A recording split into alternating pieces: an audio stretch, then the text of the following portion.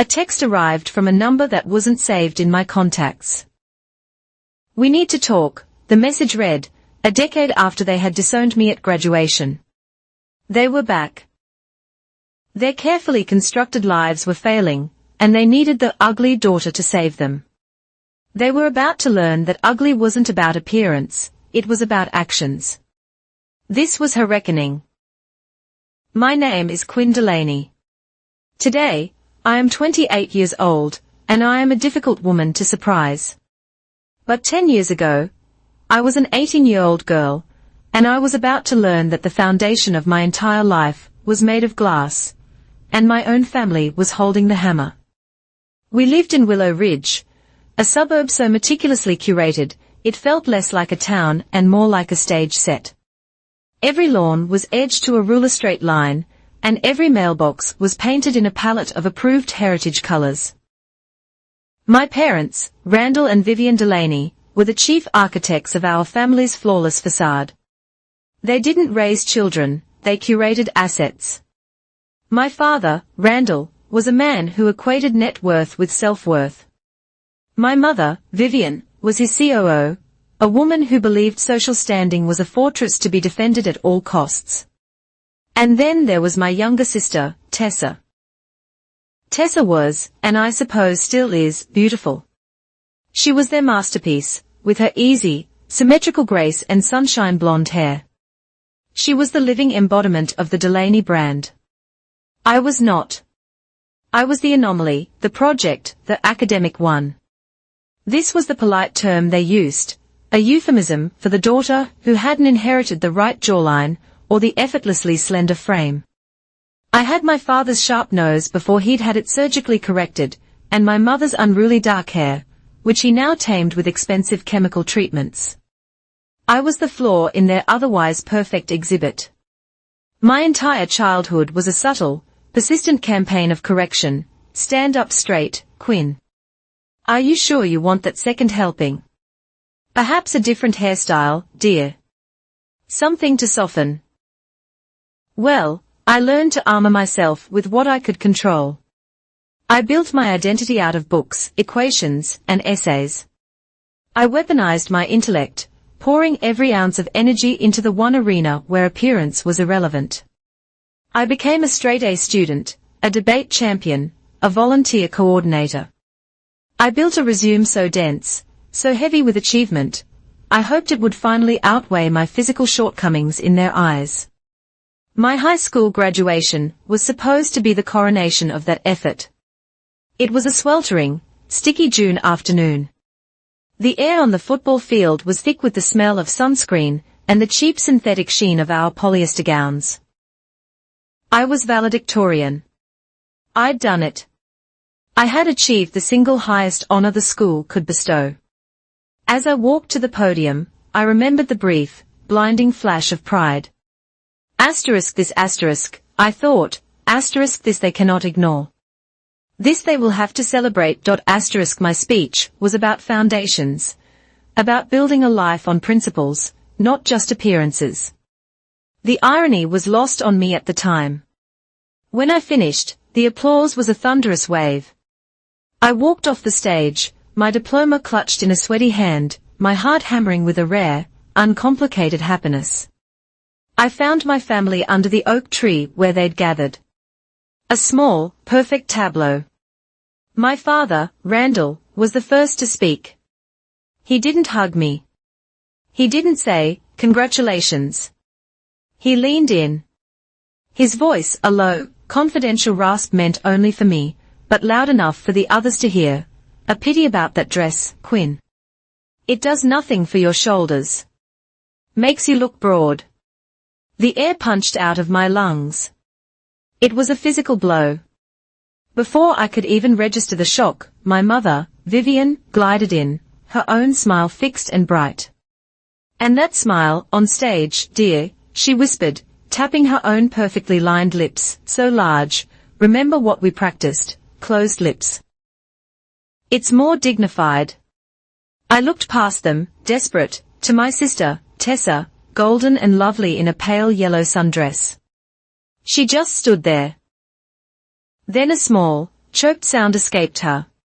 A giggle. She covered her mouth, her eyes darting between me and our parents. She laughed. That laugh was the sound of the glass shattering. The pride, the joy, the triumph of the past hour all evaporated, leaving behind a cold, familiar shame. I said nothing.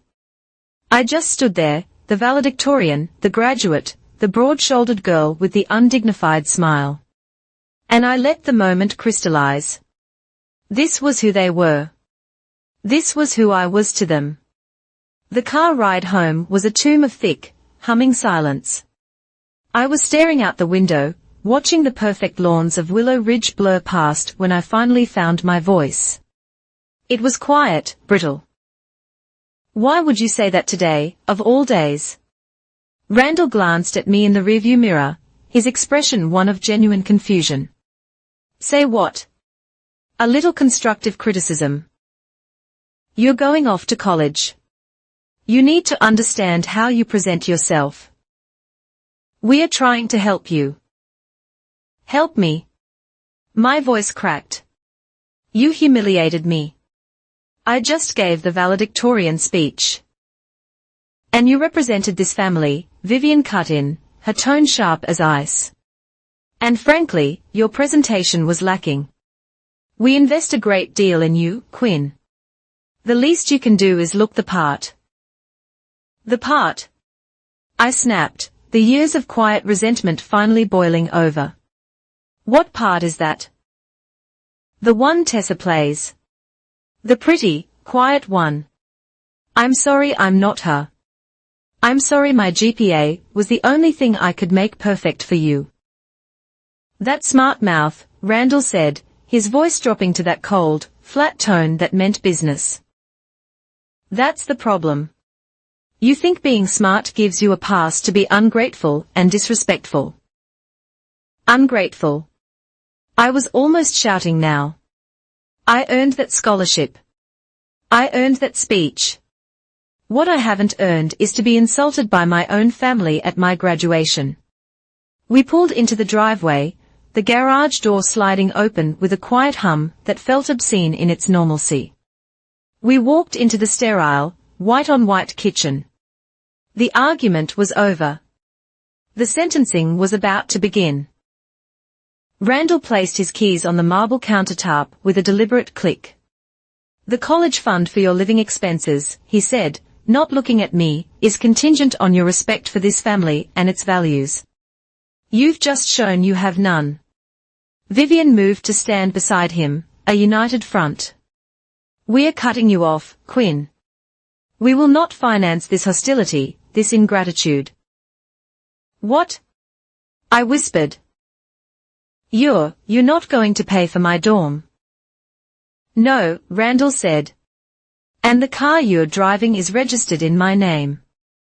The phone you're holding is on my plan. The laptop you use is company property. You will leave them all here. He finally turned to look at me, his eyes as cold and grey as a winter sky. You have 48 hours to pack your things and find somewhere else to live. I stared at them. There was no anger in their faces, no sadness, just the cool, detached finality of a business decision. They were trimming a bad investment. You're kicking me out, I said. It wasn't a question. We are setting you free to live by your own standards, Vivian corrected me. Since ours are so clearly offensive to you. The next 48 hours were a blur of dissociation. I packed a single suitcase and a backpack. The rest of my life. The debate trophies, the shelves of books, the photographs, I left them behind. They weren't mine. They belonged to the girl they had been curating, and that girl had just been discontinued. I made one call. Miss Ferroa, my AP English teacher, a woman with a kind, lined face in a house that smelled like old books and cinnamon. She'd been the only adult who ever asked me what I thought, not what I wore. Her voice was thick with sleep when she answered, then sharp with alarm. Quinn, what's wrong? They kicked me out, I stammered, standing on the sidewalk 2 blocks from my house, the suitcase at my feet. I have nowhere to go. Oh, honey, she breathed. There was no judgment. No, what did you do? Only, come over now. The side door is unlocked. For 3 months, I slept on Miss Ferroa's floral print sofa. It was lumpy and too short, but it was the first safe place I had ever known. She never pressed me for details. She just made me tea, ensured I ate, and let me grieve. The dream, of course, was dead. The acceptance letter from the prestigious private university I'd bled for was now just a cruel joke. I sent them a deferral request, knowing I'd never be able to attend. My new reality was Northview Community College. I registered for classes in a brightly lit, sterile hallway that smelled of floor wax and institutional despair. I was no longer Quinn Delaney, valedictorian. I was just a number on a form, paying my own tuition with the emergency cash I'd saved from years of babysitting. Those next 2 years were a tightrope walk over a chasm of exhaustion. My life became a brutalist schedule, stripped of all comfort. My alarm went off at 4:30 a.m. From 5 to 8, I was at the daily grind, a campus-adjacent cafe, my hands raw from the hot water and steam wand, the smell of burnt coffee beans clinging to my clothes. From 9 to 3, I was in class, full load. I ran on adrenaline and cheap caffeine, my notebooks filled with frantic, spidery script. From 4 to midnight, I was at the Junction, a loud, greasy family restaurant, waitressing. I'd strap on a fake leather apron, force a smile, and spend 8 hours carrying heavy trays, cleaning up spilled ketchup, and absorbing the casual condescension of customers. Hi, my name is Quinn. I'll be your server tonight. I'd get home, if you could call it that, at 12:30 a.m. Home was a single, grim room in a building that had given up decades ago. It was all I could afford. The window didn't seal properly, and in the winter, a constant, icy draft whispered across the floor. I'd often sleep in my coat, my breath fogging in the air. In the summer, it was a suffocating, airless box. The humidity so thick you could almost swim through it. The walls were paper-thin, providing a nightly soundtrack of my neighbors' arguments and blaring televisions. I ate instant noodles, day-old bagels from the cafe, and leftover fries I'd sneak from the restaurant kitchen. I was constantly tired, constantly hungry, and constantly cold or hot. I was a ghost haunting the edges of other people's lives. But in that tiny, grim room, I was also forging a weapon. I had chosen my major at Northview with surgical precision, behavioral psychology. I wasn't just studying, I was investigating. I was on a mission to understand *Y*. In the university library, I devoured texts on abnormal psychology, social conditioning, and the pathology of narcissism. I learned about conditional validation, love given only when certain criteria are met. I read about family systems theory, where one member becomes the designated scapegoat to maintain the family's dysfunctional balance. I was trying to find the textbook diagnosis for Randall and Vivian Delaney. I wanted a name, a framework for a cruelty that disguised itself as parental concern. I needed to understand why a crooked nose was a greater sin than a broken heart. Why my sister's symmetrical face was inherently more valuable than my proven, tested mind. One night, my hands smelling of bleach and old coffee, my eyes burning from the fluorescent light of my desk lamp, I found my answer. It wasn't a single diagnosis, it was a system. They hadn't just disowned me. They had disowned everything that didn't reflect their own fragile, superficial values. They hadn't kicked me out for being disrespectful, they had kicked me out for being *real* in that cold, drafty room. I made a silent vow. It wasn't a vow for revenge, not then. It was a vow for survival. They had built their world on surfaces, on what could be seen and admired. Fine.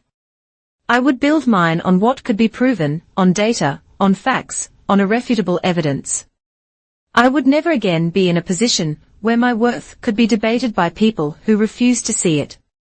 If I can't be loved for my appearance, I will be respected for the evidence. The 2 years at Northview Community College were a crucible. They burned away the girl I was, the one who craved a crumb of validation from people who didn't know the meaning of the word.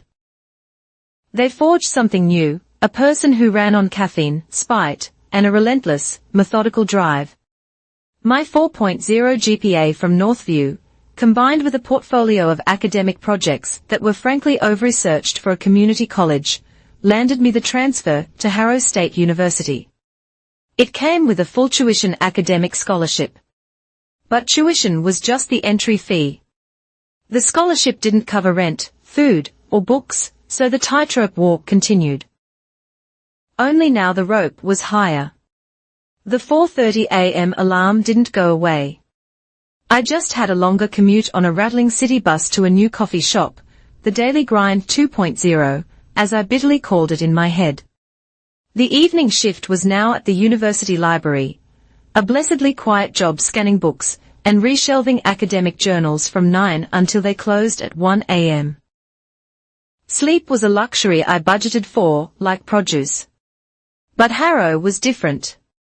It was vast, anonymous, and for the first time, I wasn't alone. I met Diego in Statistics 301. It was a required course, a weed-out class designed to thin the herd of business and psych majors. I was huddled in the back row, trying to stay awake after a double shift. He sat next to me, glanced at my meticulously color-coded notes, and whispered, "You're trying to find the narrative in the numbers, aren't you?" I was startled. "I'm just trying to pass." "No," he said, tapping his own notepad, which was covered in what looked like flowcharts. "You're looking for the why. Everyone else is just memoizing the how." Diego had a mind that moved at a different speed. He was studying quantitative economics, and he saw human behavior as the ultimate data set. He didn't care that I wore the same 3 sweaters in rotation, or that my shoes were worn thin. He cared that I could keep up. We became study partners, then friends. He was the first person in my life who looked at my brain and saw it as my primary, most valuable feature. I met Marley at my library job. She was a full-time library sciences student who worked the late shift with me to cover her own costs. Marley was all sharp angles and sharper wit, with a tattoo of a raven peeking out from her sleeve. She saw me one night wolfing down a stale protein bar for dinner, and slid a plastic-wrapped sandwich across the counter. "My mom made too many," she said gruffly. "Eat it before you pass out on the periodicals." Marley was my lifeline. She was the one I'd text at 3 a.m., when the sheer weight of the exhaustion made me want to quit. She was the one who, when I broke down one night and told her a sanitized version of my story, just nodded grimly and said, "Good. Let them rot. The best revenge is your name on a diploma, and a paycheck they can't touch." Diego gave me intellectual companionship. Marley gave me a foxhole to hide in. With them as my small, fierce support system, I started to change. This wasn't a movie makeover. There was no shopping spree, no sudden blossoming. It was a strategic reconstruction. I took a pair of scissors and cut my own hair. The long, unruly waves my mother had always tried to tame were gone. I chopped it into a short, angular bob that required zero maintenance. It was severe, practical, and I liked it. It felt like mine. I started running. I couldn't afford a gym, so I ran on the dark, cracked sidewalks of my off-campus neighborhood at 4 a.m. before my coffee shift. It wasn't about weight. I was already thin from a diet of stress and starch. It was about stamina. It was about channeling the constant, low-grade rage that simmered under my skin into something productive. Every time my feet hit the pavement, I was running away from Willow Ridge and running toward something. And I rebuilt my wardrobe. I was still broke, but I was smart. I found a consignment shop in the wealthy part of town, the one frequented by professors' wives and retired lawyers. I went to the back rack. I didn't buy what was fashionable, I bought what was timeless. A black wool blazer with a silk lining, a crisp white button-down, dark, simple trousers. I used $20 of my tips, my food money for 3 days, to get the blazer tailored. When I put it on, I understood. The confidence my mother always preached about didn't come from a price tag, it came from the fit. It came from the feeling of good fabric on my skin, of a garment cut to my own shape. It was armor. It wasn't about being pretty, it was about looking like I couldn't be messed with. In my junior year, I applied for an internship at Northbridge Analytics, a sleek glass and steel consumer insights firm downtown. My psych and stats background made me a candidate. My new, severe bob and tailored blazer got me through the door. I was an intern in the insights division. My job was to clean datasets and make spreadsheets look presentable. But I couldn't just clean the data, I had to understand it. I wasn't just looking at what people bought, I was looking at *Y*. I saw the patterns. I saw that married men in their 50s in specific zip codes suddenly spiked in luxury car and jewelry purchases, not during bonus season, but during times of high career stress. A performance of power. I wrote in the margins, *status anxiety, as a key driver in Q3 luxury goods. I saw that young women, aged 18 to 24 overwhelmingly chose buy now pay later services for high-end skincare, prioritizing the appearance of self-care over the reality of their financial health. Social validation as a commodity, I noted.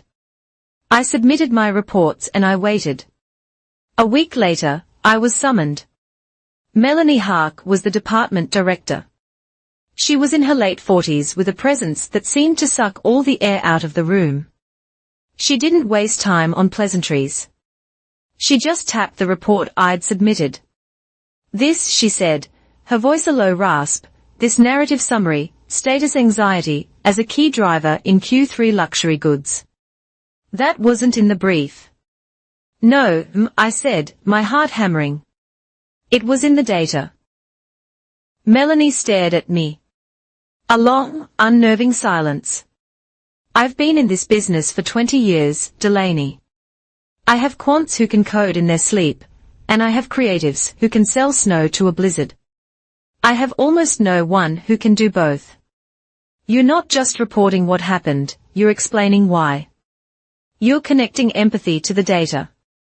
She leaned forward. That's not a skill. That's a superpower. It's so rare. It's damn near a unicorn. She picked up a pen. You're done cleaning spreadsheets. From now on, you shadow me. Melanie became my first real mentor. She was ruthless, brilliant, and she didn't care about my past. She cared about my output.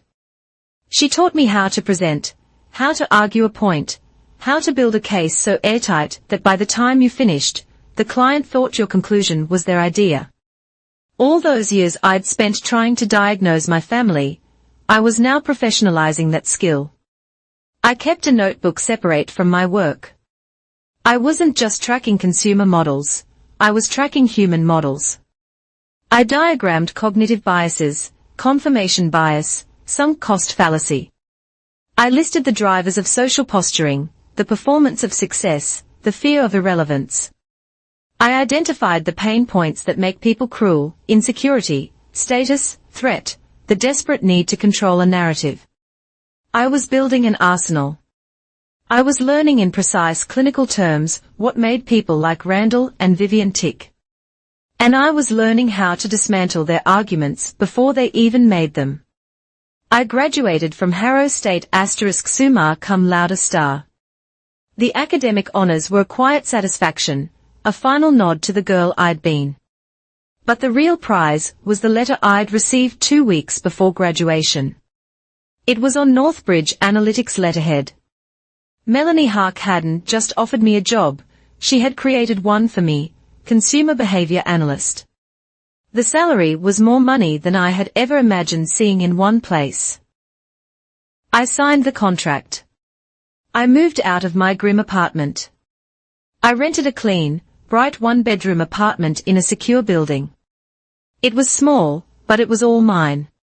The first thing I bought was a brand new mattress. The second was a real desk, and the third was a deadbolt for the door. And the fourth thing I did, now that I had a salary and benefits, was make an appointment. Dr. Harper's office was quiet, decorated in calm blues and grays. She was a woman in her 60s with kind, intelligent eyes. I sat on her comfortable sofa, my hands clenched so tightly my knuckles were white. "Where would you like to begin?" she asked. And for the first time, I told the whole story. The graduation, the insults, the 48-hour ultimatum, the lumpy sofa, the 2 jobs, the cold apartment, the constant grinding fear. I told it all, not as a tragedy, but as a sequence of events. When I finished, I was shaking. I expected. I don't know. Pity. Shock. Dr. Harper just nodded slowly. "Thank you for that," she said, her voice gentle but firm. "It sounds like you've survived a profound emotional and financial trauma."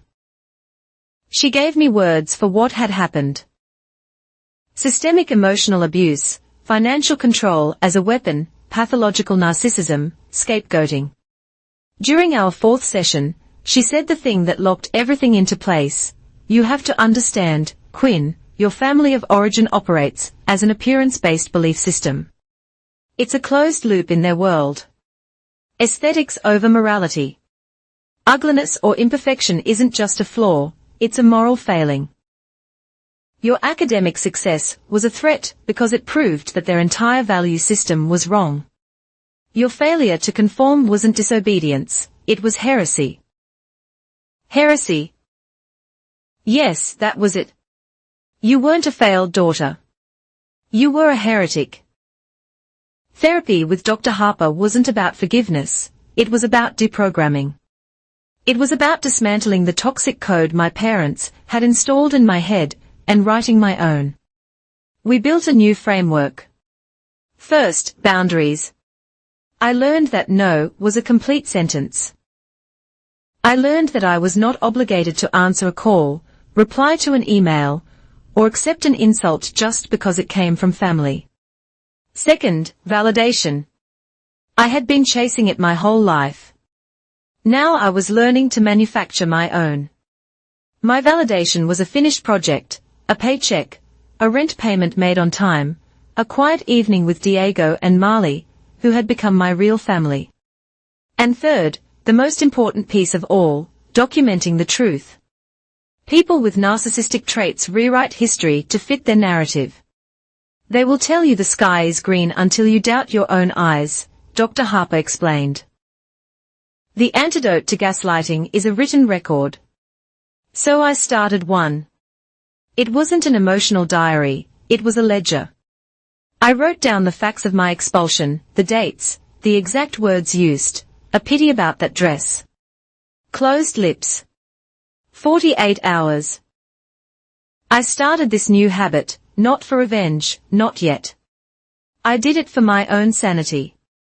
I did it so that if that text message ever came, if the day ever arrived when they tried to tell me it wasn't that bad, or we were just trying to help, or you're exaggerating, I would have the truth. Cold, black, and white. I had built my fortress. I had a career. An income, a chosen family, and a new mind. The cut they had inflicted 10 years ago was no longer a raw, open wound. It was a scar, and I had spent a decade building the muscle around it. I was ready. I've been at Northbridge Analytics for 4 years. I'm good at my job. My title is Senior Analyst, but my unofficial role, as Melanie Hart puts it, is Chief Narrative Officer. I'm the one who takes a million rows of raw, chaotic consumer data, and finds the human story inside. I can look at a spreadsheet and tell you not just what a person bought, but the insecurity, aspiration, or quiet pain that drove them to the checkout button. My life is stable. I have my apartment, my curated thrift store armor, my chosen family of Diego and Marley. I have the validation of a paycheck that reflects my value. The ledger Dr. Harper advised me to keep, the one detailing the facts of my expulsion, is locked on an encrypted drive. It's done its job. It's a bulwark against the gaslighting I know would come if I ever broke the 10 years of silence. But it feels passive. My work is about analyzing why people act, and the central, unexamined dataset of my life, the appearance-based belief system of the Delaney family, is just sitting there. I feel a professional, almost academic, urge to dissect it, not as a victim, but as an analyst. So, one Tuesday night, fueled by black coffee and a familiar cold anger, I buy a domain name. I call it Unpret. The blog is anonymous. I am QD. The design is stark, black and white, clinical. There are no pictures of me, no tearful selfies. There are only essays, analysis, and where I can build them data visualizations. It is not a diary. It is a series of white papers on the intersection of domestic cruelty and aesthetics. My first posts are methodical, the ROI of familial conformity, a cost-benefit analysis. Scapegoating as a tool for emotional resource management. I write with the same detached, sharp tone I use for a client brief. Then I write, the price of pretty. I don't use names, I use archetypes, the asset and the liability. I create a theoretical case study of a family that invests all its social and financial capital in the asset, the physically conforming child, grooming her for a high-status merger. A good marriage. I detail the corresponding management of the liability, the non-conforming child whose existence is a threat to the family's brand. I analyze the weaponization of language, the constructive criticism that is actually a tool of control, the investments in one child's appearance, stylists, cosmetic procedures, wardrobe versus the withholding of basic resources from the other, education, shelter, love. I hit publish, close my laptop, and go to bed. I wake up to an inferno. My email, the anonymous one tied to the blog, has 8,000 unread messages. The post has been shared by a prominent sociologist on Twitter. From there, a mid-level journalist, then a celebrity actress who was disowned by her own family, picked it up. Unpret has gone viral. The comments are a tidal wave of shared trauma. You just narrated my childhood. I was the asset. It's its own kind of prison. My parents called it tough love when they took my car keys because I gained weight. A week later, an email from my alma mater, Harrow State, lands in my inbox. Not the blog's, but my professional one. They tracked me down. The psychology department is hosting a symposium on modern family dynamics. They want me to be the keynote speaker. I stand on that stage in my perfectly tailored second-hand blazer, looking out at a sea of students. I am not the terrified, exhausted transfer student anymore. I am QD. I am Quinn Delaney, senior analyst. I present The Price of Pretty as a case study. I use my corporate voice. I don't talk about my pain, I talk about the structure of the pain. I talk about conditional validation and financial emancipation as the primary antidote. When I finish, there's a beat of silence, then thunderous applause. I'm mobbed afterward, not by people offering pity, but by students asking for help. My parents cut me off because I changed my major from pre-law to art. My dad monitors my bank account and demands I send him pictures of my meals to prove I'm not getting fat before he'll send my tuition installment. I resisted going home for Christmas because of the verbal abuse, and they just stopped paying for my dorm. The blog was the analysis, this is the application. I start the workshops. They are small at first, in the back room of a coffee shop. Then, as my blog's reputation grows, in rented community center rooms. I call them the Emancipation Toolkit. I hand out spreadsheets, not tissues. Session 1. How to open a ghost bank account your family can't access. Session 2. Financial aid loopholes and emergency university grants. Session 3. Tenant rights, sublets, and establishing residency. I am not just sharing a story. I am distributing an escape plan. I am teaching them how to build their own armor. The work is fulfilling. It's the first thing in my life that feels wholly mine. And then the backlash begins. The emails come through the blog's contact form. They are anonymous. The IP addresses are routed through a dozen proxies. But I don't need an IP address to know the source. I know the language. You ungrateful creature. After everything that was given to you, you air your family's dirty laundry for strangers. You were always a difficult, selfish, ugly girl. And now you've proven you're an ugly woman inside, too. You should be ashamed. Ungrateful, difficult, ugly, the holy trinity of the Delaney vernacular. It's the voice of Vivian, the righteous, cold fury of Randall. 10 years ago, this would have shattered me. 5 years ago, it would have sent me into a spiral of depression. Today, my hands are perfectly steady. I don't cry. I don't reply. I write, click, save as. I create a new folder on my encrypted hard drive, evidence of communications. I export the email file, complete with its full metadata headers. I log the date, the time. The next morning, I schedule a meeting with Naomi Klein, the head of in-house counsel at Northbridge. I've worked with her on data privacy contracts. She's sharp, pragmatic, and bills her time in 6-minute increments. We sit in the sterile, 14th floor conference room. I'm running a personal research project, I state, keeping my voice level. A journalistic blog that analyzes patterns of domestic financial control. It's attracting harassment. The language is specific, targeted, and borders on libelous. I am not in physical danger, but I want to build a legal firewall. Naomi sips her coffee. Good. First, don't engage ever. Second, document everything. Timestamps are your best friend. Save every file. If they escalate from "you're ugly" to "QD is Quinn Delaney, and she embezzled money in 2024. Then we have a defamation case. Until then, you are a journalist with a protected voice, and this is just angry fan mail. She smiles, a thin, humorless expression. A clean, well-organized file is the best armor. It shows intent.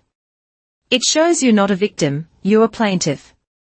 I leave her office feeling cold, clear, and validated. I am no longer a girl on a lumpy sofa.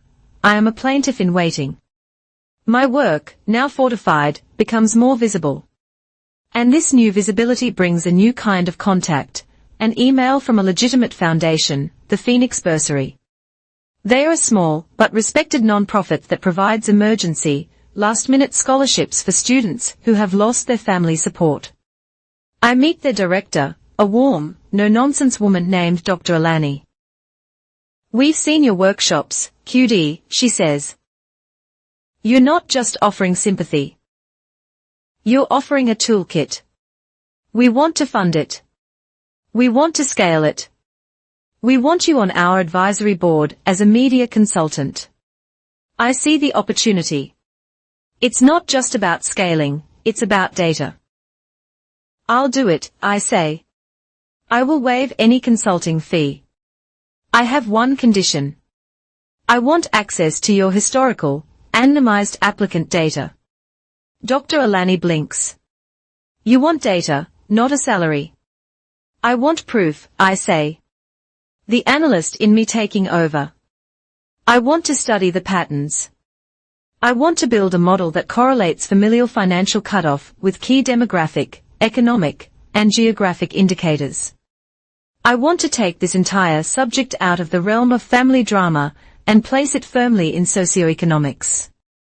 I want to prove this is a systemic, measurable, and predictable form of abuse. She is stunned. You're not a blogger, are you? You're a researcher. I'm an analyst, I reply. And I'm building my case. We strike the deal. I am now QD, board consultant for the Phoenix Bursary. The partnership elevates my platform from a personal blog to a legitimate advocacy group. Local news affiliates, morning shows, and serious journalism podcasts start calling. I am highly selective. I only agree to interviews with actual journalists, not TV personalities paid to provoke tears. I sit across from a well-respected NPR reporter. She leans into her microphone. You call yourself QD. Your story is clearly personal, deeply painful. Can you tell us, what did they do to you? I look directly at her. I'm not here to talk about my family, I say, my voice calm and measured. I'm here to talk about the data. I'm here to talk about a systemic issue. Let's talk about the weaponization of financial support in American families. Let's talk about the Phoenix Bursary's new data, which shows a 30% increase in students facing housing insecurity after reporting verbal or emotional abuse to their Title IX office. Let's talk about the structure. I never name Randall. I never name Tessa. I've set the trap, as Dr. Harper said. I've built a stage, and I'm standing in the spotlight discussing the play. I'm not a victim telling a story. I'm an expert analyzing a crisis. If my abusers want to challenge my narrative, they will have to step out of the darkness, identify themselves as the characters I'm describing, and walk directly into the light where I control the script. The seed of the reckoning is planted. I've given them the option to stay silent. I am almost daring them to speak. But the anonymous harassment emails have done something else. They've reopened the original file.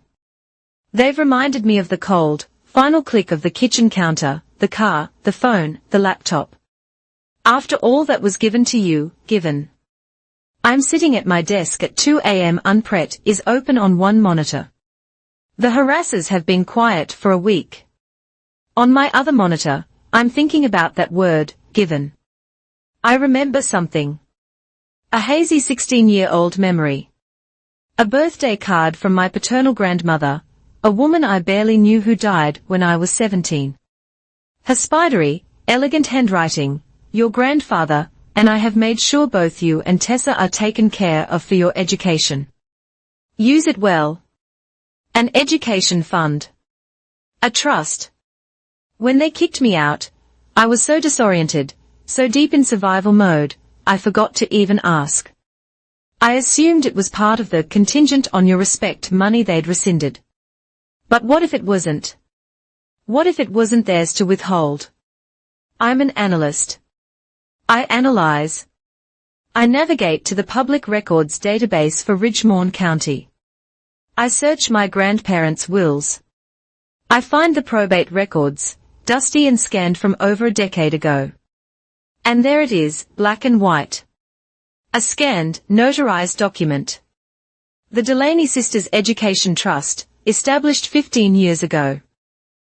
Beneficiaries, Quinn Delaney and Tessa Delaney. Sole administrator, Randall Delaney.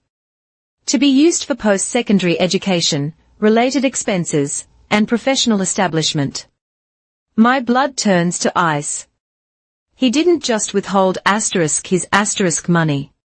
He withheld my money. I stare at the screen. This isn't just a story of emotional abuse anymore. This isn't just about being called ugly. I open my encrypted drive. I create a new folder, Evidence B, Financials. The public battle is about psychology and systems.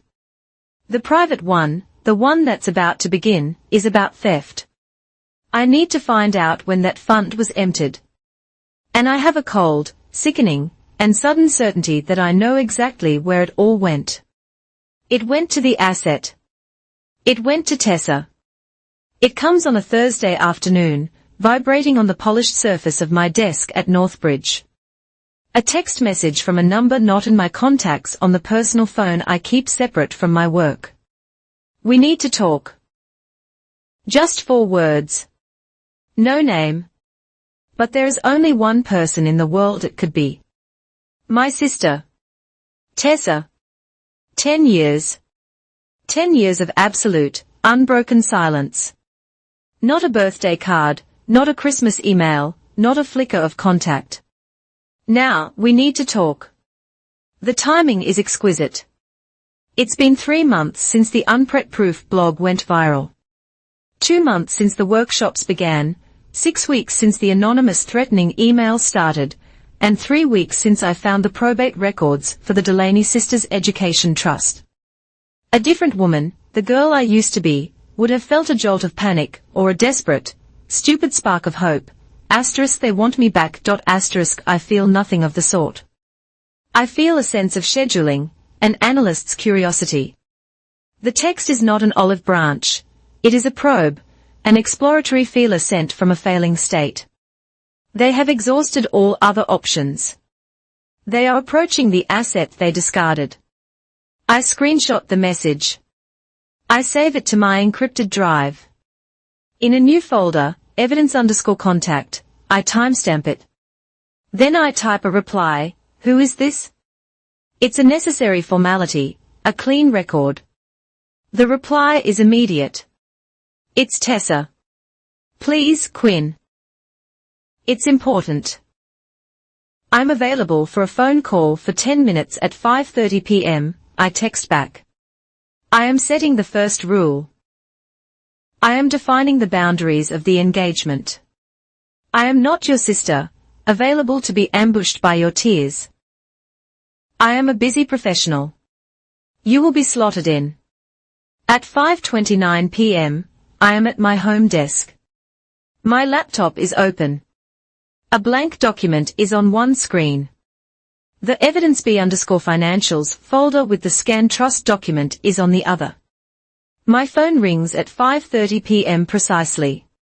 I let it ring twice. Then I answer, putting it on speaker. This is Quinn. Quinn. Oh, God. Quinn. It's really you. Her voice is the first shock. The Tessa I remember had a voice like golden syrup, smooth and confident. This voice is thin. It's frayed, like a rope worn down to its last few fibers. It's the voice of someone who hasn't slept in weeks. You have 10 minutes, I state. Tessa, what is this about? My tone is not unkind. It is not kind. It is neutral. It is the voice I use for a vendor who has missed a deadline. I don't know where to start. I wait. This is a tactic I learned from Dr. Harper. Silence is a container. People in distress will rush to fill it.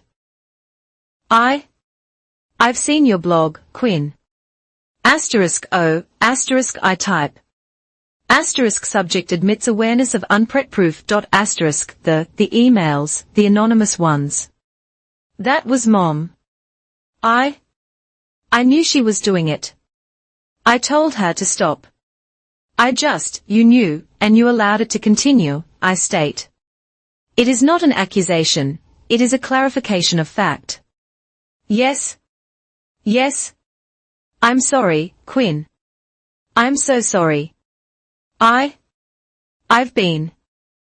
was just a kid. I was scared of them. Tessa, I interrupt, my voice still perfectly level. You have 8 minutes left. I assume you did not call me to apologize for events that occurred weeks ago. What has happened? The sob that breaks from her is dry. Exhausted. It's Dad. It's the company. Here we go, I type. Primary topic, financial distress. Randall. He lost the Northcutt contract. The big one. The one that was like half his business. And there was a loan. Some complicated bridge loan, I don't know. Tied to the house and his portfolio. And Quinn, they are calling it in. The bank is calling it in at the end of the month. I see. The appearance-based belief system is built on the foundation of a single over-leveraged contract. The facade is crumbling. They are going to lose the house, she whispers. They are going to lose everything. That is an unfortunate financial situation, I say, my voice devoid of emotion. What does that have to do with me? They want to see you. Mom and Dad. They want to have a family meeting to talk, to clear the air. Clear the air, I repeat. The phrase is so absurd, I almost laugh. You mean they want to ask me for money? No. Yes. I don't know. They need help. We need help. Tessa, I say, leaning forward. There is no we. You, Randall, and Vivian are a family unit. I am a third party. I have not been a member of your family for 10 years. A decision you all enforced. I know. God? I know. Please, Quinn. Just meet with them for me, please. I look at my notes. The stage is set. The actors are desperate. Now I dictate my terms. I will consider a meeting. It will not be at your home. It will not be at my home. It will be at a public, neutral location. And I will not be coming alone. I will be bringing a third-party witness. A witness? What are you talking about? A lawyer. The panic in her voice is sharp. Quinn, no. This is family. You can't bring a lawyer. You are correct. It is a family matter, I say, my voice smooth as ice. Which is why a family systems expert, such as my therapist or legal counsel, is the only appropriate way to proceed. My boundaries are not negotiable. A neutral location, and a third party of my choosing. Otherwise, there is no meeting, and you will not contact me again. I can hear her muffled breathing. She's weighing her desperation against their pride. Desperation wins. Okay. Okay. A restaurant and a witness. I'll tell them. I'll make them agree. She pauses and then, as if she's just remembered the script they gave her, she adds, Quinn, there's something else you need to know. What? What they are going to say. Go on. They think you owe them. My fingers stop on the keyboard. A tiny, cold jolt, not of surprise, but of profound academic satisfaction. The hypothesis is confirmed. Oh, I repeat. For what? Precisely. For raising you, Tessa stammers. For the first 18 years. Dad did the math. Food, clothes, your share of the mortgage, the investment they put into you. He says you left before you could provide a return, and that you owe them for it. I am suddenly perfectly calm. The anger I might have felt is replaced by a stunning, crystalline clarity. It's the most beautiful, pure data point I have ever received. It is the entire thesis of my life. The core of their rotten belief system, handed to me on a platter. They didn't just discard me, they wrote me off as a bad investment. And now they want their original capital returned. Thank you, Tessa, I say, and my voice is so sincere it sounds almost warm. That is incredibly helpful information. It clarifies their position completely. She is confused by my lack of outrage. Quinn, send me a text with 3 potential dates for this meeting. I will choose the location and the time. I'm glad we had this chat. I hang up before she can say another word. I sit in the silence, my fingers steepled. I look at the document titled, Evidence B_Financials. I look at my notes from the call. Asterisk subject claims, debt is owed for first 18 years. Asterisk, this is no longer a family drama. This is a civil, and potentially criminal, case. My next session with Dr. Harper is the following evening. I lay it all out, the text, the loan, the debt, the education trust one discovered. I start, and then stop, trying to find the word. I feel professionally vindicated, and I have an overwhelming urge to destroy them. Dr.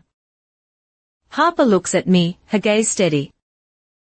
Revenge, Quinn, is a hot, messy, chaotic emotion.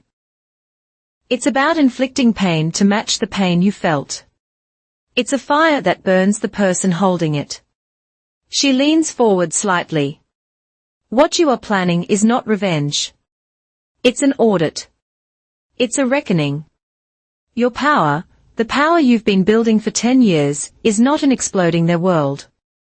It's in your decision not to react emotionally.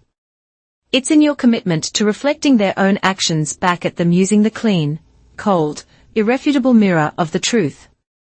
Don't seek revenge. Seek discovery. Seek the truth in a public forum. Her words settle me. She's right. I'm not a victim seeking vengeance. I am an analyst conducting a final review. I agree to the meeting. I choose the restaurant, Bracken Pine. It's expensive, public, and slightly too loud for private conversation, unless one leans in. The tables are close, but not too close. Then I make my final call. Annalise Crowe. She's the investigative journalist who broke the Rivington Mutual story, exposing a massive white-collar fraud scheme. She's tough, ethical, and her entire career is built on documents and data trails, not hearsay. We've had a few brief professional DMS since UNPRET proof gained traction. She's been fascinated by my systemic approach.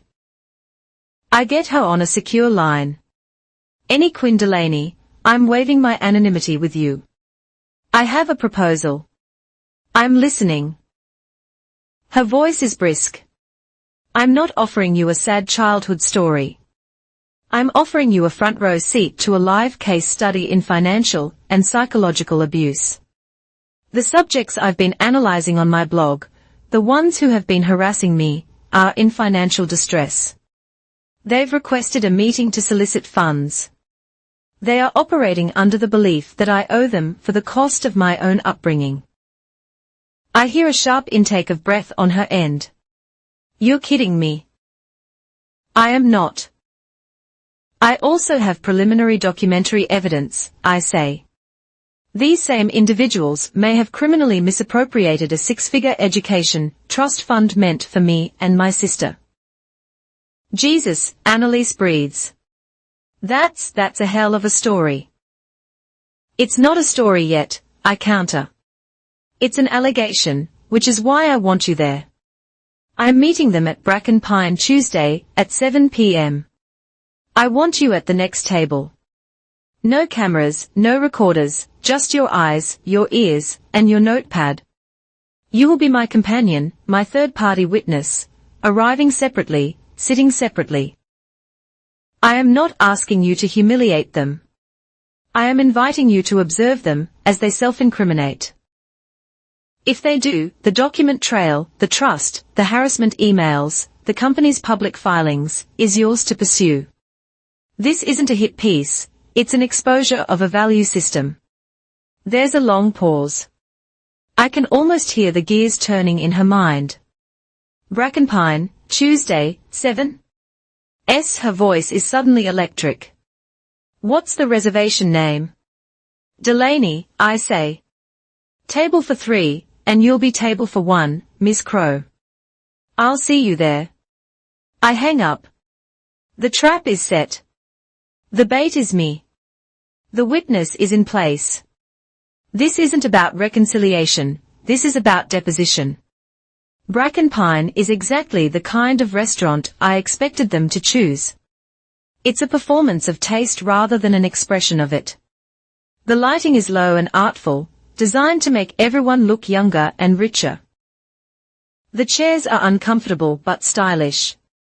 The air hums with the low murmur of discreet wealth. It's a place you go to be seen making a deal. I arrive at 7 p.m. precisely. Not a minute before, not a minute after.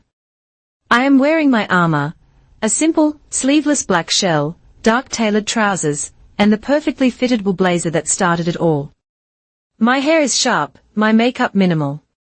I look like a woman who has a board meeting at 8 a.m. and no time for nonsense. My entire presentation is a refutation of the girl they exiled.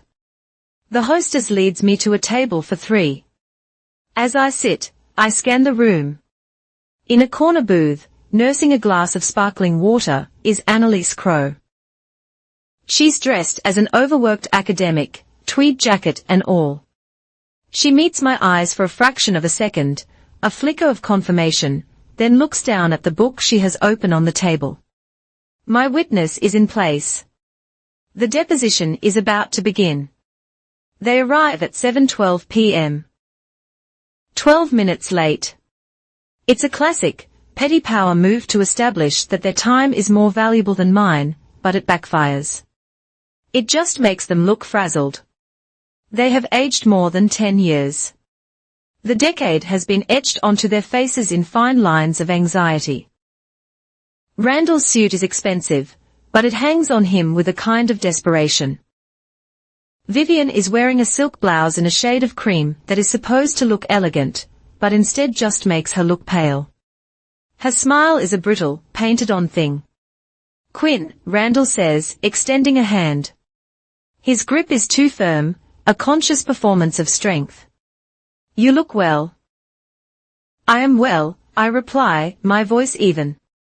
Vivian air kisses the space to the left of my cheek. Her perfume, a cloying, familiar cloud. So good to see you, dear. We've missed you. The lie is so bald, it's almost impressive. We go through the motions of ordering. They recommend the scallops, the wine, the bread. I order a still water and a simple garden salad. I am not here to dine, I am here to conduct business. Finally, the pretense shatters. Randall clears his throat, places his fork down with a deliberate clink, and launches the opening salvo. Well, he begins, looking between me and Vivian with a paternalistic smile that doesn't reach his eyes, here we are. I think it's time we all agreed to let bygones be bygones. Life is too short. What's important now is that the family sticks together. We need to be a united front. I take a slow sip of water. My internal translator is working perfectly. Bygones equals your financial independence. Family equals emergency bailout. Fund. United front equals your checkbook, and our reputation. Your success is just so surprising, dear, Vivian chimes in, her voice dripping with false warmth. We always knew you were bright, of course. But to see what you've made of yourself all on your own, it's really quite remarkable. Surprising. There it is. The foundational belief that I was destined for mediocrity. The quiet astonishment that the ugly one had somehow managed to build a life. I place my water glass down. I look from my father's expectant face to my mother's nervous smile. I will not play this game. I will not engage with the emotional script. I will tear it up. Thank you for the pleasantries, I say, my tone the same one I used to kick off a quarterly review at Northbridge. Tessa indicated this was an urgent financial matter. So, let's be efficient. I don't have all evening. What specifically do you want from me? Let's start with a number. The effect is immediate. It's as if I've spoken in a foreign language. Their smiles freeze, then collapse. The carefully constructed stage play has just been cancelled. Randall is the first to recover. The wounded father persona vanishes, replaced by the cornered businessman. Now hold on, he says. It's not like that. This isn't a handout, Quinn. It's an opportunity. An opportunity. I repeat, my voice flat. Yes, an investment, he says, leaning forward, trying to reclaim control. My company is in a temporary liquidity crunch. A key client defaulted. It's a cash flow issue, not an insolvency. I'm offering you the chance to get in on the ground floor, so to speak. A short-term capital injection. We can even draw up a note. I'll give you a preferential interest rate, of course, for family. He says the word family as if it's a coupon. I let the silence sit for a moment, making him sweat. I can see Annalise crow out of the corner of my eye, head down, her pen moving steadily across her notepad. An investment, I say, nodding slowly as if considering it. That's a very clear proposal, Randall. Thank you. A flicker of relief in his eyes. He thinks he's won. Of course, I continue, my voice crisp and clinical. As with any potential investment, I'd require a thorough due diligence process. Before I could even begin to consider it, I'd need to see the company's complete financials. Let's start with the profit and loss statements and balance sheets for the last 3 fiscal years, and a copy of your most recent independent audit report. Randall freezes, a piece of bread halfway to his mouth. The color drains from his face. This is not the emotional, guilt-ridden daughter he was expecting. This is a senior analyst from Northbridge Analytics. I am speaking his language, and he is completely unprepared for it. An audit report, he stammers. Quinn, this is family. It's about trust. It's about a number, I correct him. And you have framed it as an investment. So, we will treat it as one, unless you'd prefer to call it what it is, a request for a bailout. He flinches. The word bailout is an assault on his pride. He's defensive now, cornered. I have managed this family's resources my entire life. I've always done what was best for the family as a whole. It's about strategic allocation of capital. Even that education fund your grandmother left, that had to be reallocated for the good of the family, for a greater return. He said it, the first slip, the admission, reallocated, a beautiful, sterile corporate euphemism for stolen. I don't react. I just let the word hang in the air between us. Vivian, seeing him flounder, rushes in to help. It's the mistake I've been waiting for. He's right, Quinn, she says, her voice earnest, condescending. That trust was for both of you. Of course, your grandparents were very generous, but some opportunities are just more critical than others. They are time-sensitive, Tessa. Tessa needed to be presented properly. Those pageant entry fees, the stylists for the charity galas, her wardrobe for the debutante ball. She needed to appear in public. It was an investment in her future, in the family's future. She says this with the absolute conviction of someone who believes it. She sees no crime. She sees only a logical business decision. They cashed in the academic asset to fund the pretty one. It is the purest distillation of their value system, and she has just confessed it aloud in a public restaurant. The silence that follows is profound. I can hear the distant clatter of a fork on a plate from another table. Randall is staring at Vivian, his face a mask of horror. He knows what she's just done. She has handed me the weapon and loaded it. I don't raise my voice. I don't cry. I don't give them the satisfaction of an emotional reaction. I am an auditor, who has just found the discrepancy in the books. I look directly at my father, then my mother. My voice is quiet, cold, and lethally precise. I see. And for these reallocations from a trust of which I was a 50% co-beneficiary, did you ever at any point obtain my written consent? Checkmate. Randall's jaw works, but no sound comes out. Vivian just stares, her carefully applied lipstick suddenly making her mouth look like a wound. The silence is their answer. It's their confession. I slowly, deliberately place my linen napkin on the table beside my untouched salad. The meeting is over. Thank you for this meal, I say, standing up. My chair makes no sound on the thick carpet. You've successfully clarified the basis for what appears to be a significant civil dispute. I turn and walk away. I don't look back. I can feel their eyes on me. Two pairs of eyes burning with the dawning, horrific understanding of what they have just done. They didn't just fail to get my money, they just handed me the legal grounds to take theirs. As I pass Annalise's table, she doesn't look up from her book, but I see her hand give the slightest of taps on the cover. The data has been collected. The case is now open. The morning after the dinner at Bracken Pine, I am not nursing a hangover of rage. I am compiling a brief. I have my notes from the dinner.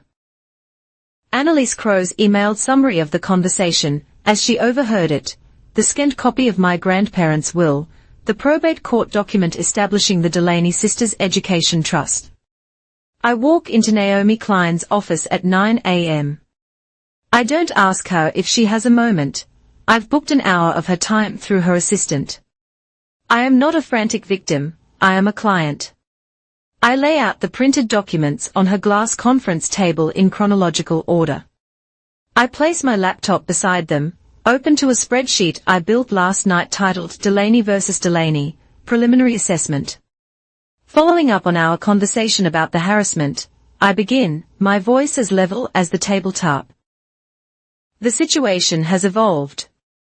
Last night, the subjects of the harassment, my biological parents, Randall and Vivian Delaney, made a verbal confession in front of a reliable third-party witness. Naomi raises a perfectly sculpted eyebrow. She puts on a pair of reading glasses and leans forward, her professional curiosity piqued.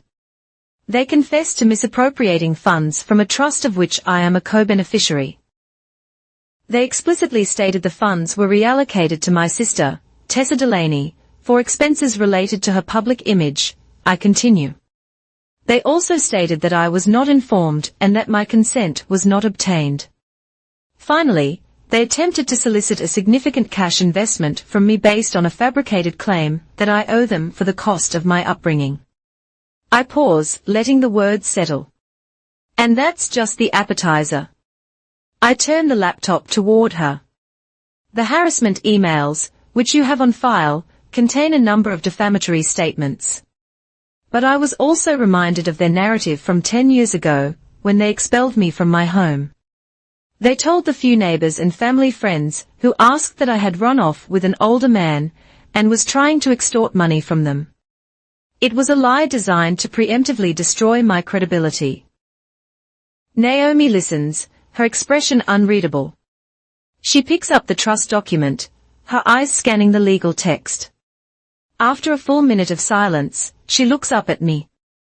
Okay, she says, her voice sharp and decisive. Here's what we have. First, and most powerfully, a clear-cut case of breach of fiduciary duty. As the trustee, Randall Delaney had a legal obligation to act in the best interests of both beneficiaries. Reallocating your half of the funds to your sister for pageant fees is a textbook definition of misappropriation. It's clean. It's based on documents. She taps another paper. Second, we have a potential case for slander per se regarding the running off narrative. It's harder to prove after 10 years, but it establishes a pattern of behavior designed to inflict reputational and financial harm. It speaks to motive. She takes off her glasses. I'll take the case, Quinn, my firm's standard retainer. But you need to understand, this is a declaration of war. Are you ready for that? Naomi, I say, meeting her gaze without blinking. I have been at war for 10 years. The only difference is that now I have the better army. Good, she says, a thin, satisfied smile on her lips. Then let's begin. The first move is silent, but devastating. Naomi's office drafts and sends a litigation hold notice via courier to the legal department of the bank that managed the trust. It's a formal demand backed by the threat of spoliation sanctions that they preserve every single document related to the Delaney Sisters Education Trust, every statement, every withdrawal slip, every transfer order, every internal memo. It prevents Randall from trying to call in a favor and have the records accidentally shredded. The paper trail is now officially locked down. 2 weeks later, through a formal request, the records arrive, a thick banker's box of paper. Naomi has it all digitized and she sends me the encrypted link. That night, I open the files. It's like excavating a tomb. I see the initial deposit from my grandparents' estate. I see the small, regular disbursements for school supplies and fees when I was in high school. And then I see the change. The withdrawals start the summer after my graduation. The first one is for $5,000. 2 weeks after I was kicked out, the memo line is blank. The next, a month later, for $10,000. The one after that, for $15,000. It's a steady, systematic draining of the account. My half. And then, as the balance dwindles, Tessa's. I open another window on my computer. I start digging through the online society pages and local news archives of Willow Ridge from that period. I am Quinn Delaney, consumer behavior analyst. I am a pattern finder, and the pattern is sickeningly clear. August, 10 years ago, withdrawal of $10,000. I find a photo from the Willow Ridge Gazette of Tessa being crowned Miss Summerfest, a local pageant. The article mentions the stunning custom gown she wore. December, 10 years ago, withdrawal of $15,000. I find an announcement for the annual debutante ball.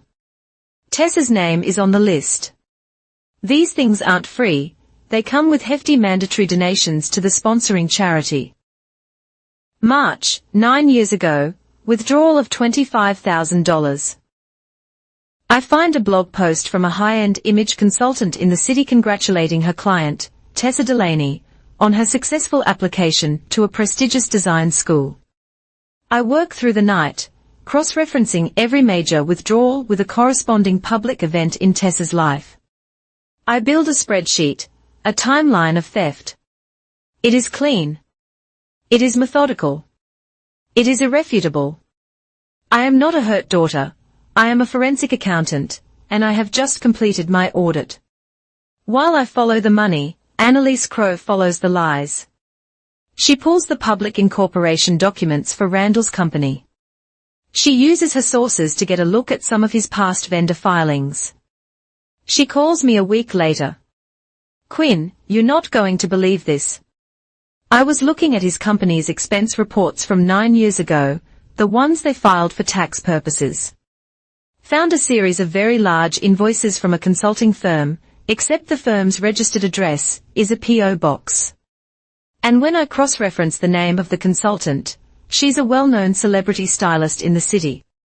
The dates of the invoices for client entertainment and corporate image development line up perfectly with Tessa's debutante season.